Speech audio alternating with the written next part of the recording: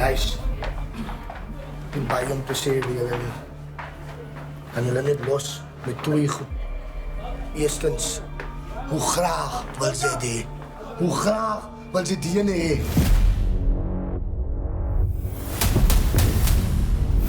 Klap rugby vir ons is soos enige ander ou se provinsiale game of sy land te verteenwoordig. Dit is vir jou, dit is vir jou spanmaat, dit is vir jou gemeenskap, dit is vir jou gesin.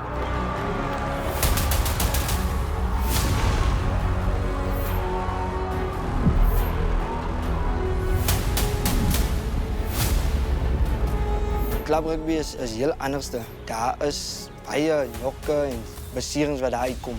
Hulle slaap my oop oom. How far are you prepared to go to the invade?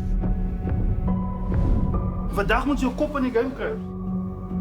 As jy hier uitgaan, is no more turning back. Things are gonna happen. It's gonna be difficult at stages. Ons moet vir die mense iets bied waarop hulle trots kan wees.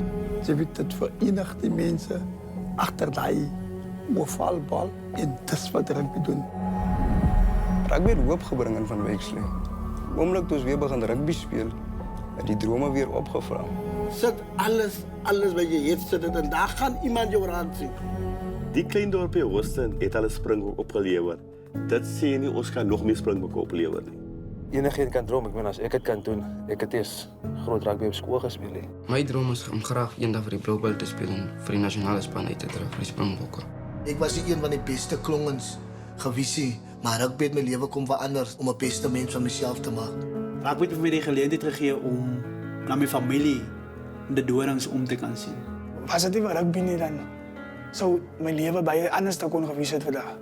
Wat ek onthou van my eerste reëlboek is dat ek die 3 goed gehighlight het.